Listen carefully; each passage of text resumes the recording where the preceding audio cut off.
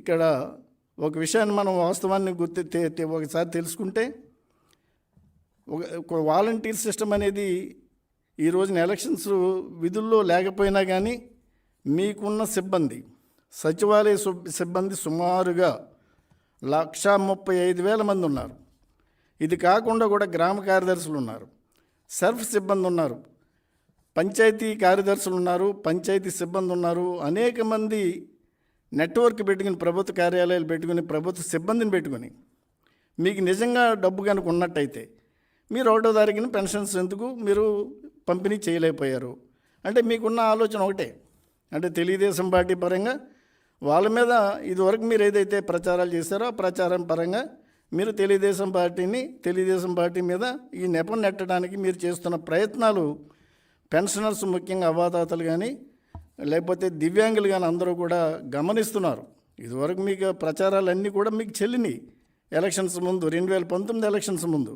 ఈ రోజున ప్రజలంతా కూడా వాస్తవాలు గ్రహిస్తున్నారు. మీరు ఎటువంటి ప్రచారం చేసినా వినటానికి సిద్ధంగా లేరని చెప్పి తెలుగుదేశం పార్టీ పరంగా మేము తెలియజేస్తున్నాం. ఇక్కడ తర్వాత ఎన్నికల లబ్ధి కోసం మీరు ఏం చేశారు ఎలక్షన్స్ ముందు, 2019 ఎలక్షన్స్ ముందు అందరికీ తెలుసు, ప్రజలందరికీ తెలుసు.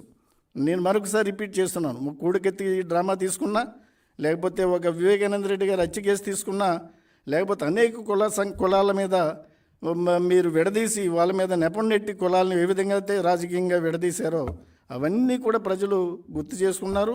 వాళ్ళందరికీ కూడా ఇప్పుడు వాళ్ళ మదిలో ఉన్నాయి.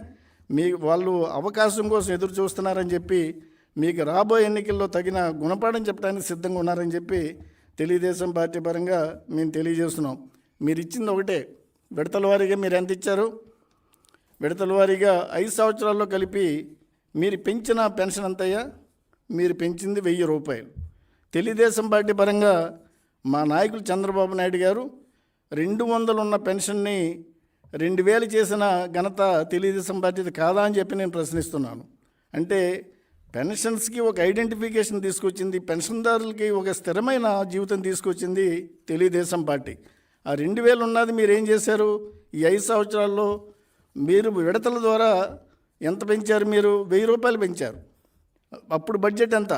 తెలుగుదేశం పార్టీ పరంగా మేము 5 సంవత్సరాలు కలిపి 7 లక్షల బడ్జెట్ ఉంటే మా నాయకుడు చంద్రబాబు నాయుడు గారు పెంచింది 1,800 రూపాయలు ఒక పెన్షనర్కి. ఈ రోజున మీరు సుమారుగా 12.5 లక్షల కోట్ల బడ్జెట్ పెట్టుకుని మీరు పెంచింది ఎంత అంటే 5 సంవత్సరాల కాలంలో 1,000 రూపాయలు.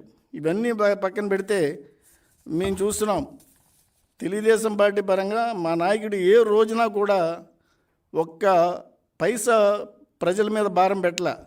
ఏ ఒక్క ధరల విషయంలో కానీ, పన్నుల పెంపుదల విషయంలో కానీ ఎక్కడా కూడా ఆయన ప్రజల మీద భారం పడకుండా ఆయన అన్ని కార్యక్రమాలు, సంక్షేమ కార్యక్రమాలు అమలు చేసిన మా మహోన్నతమైన వ్యక్తి చంద్రబాబు నాయుడు గారు. ఈరోజు మీరు చూసినట్టయితే మీరు పెంచింది 1,000 రూపాయలు అయితే ఈ రోజున ధరలు చూస్తే ఆకాశంలో ఉన్నాయి. మీరు పన్నులు చూస్తే ఏ పన్ను మీరు డీజిల్, పెట్రోల్ ధరలు ఎన్నిసార్లు పెంచారు? కరెంటు ఛార్జీలు 10 సార్లు పెంచారు. నిత్యావసర వస్తువుల ధరలు పెంచారు. ఆస్తి పన్ను పెంచారు. చెత్త మీద పన్ను వేశారు. ఇన్ని పన్నుల ధరలు పెంచి కూడా మీరు ప్రజల సంక్షేమ కార్యక్రమాలు అమలు చేస్తున్నారంటే నమ్మే పరిస్థితి ప్రజల్లో లేదు.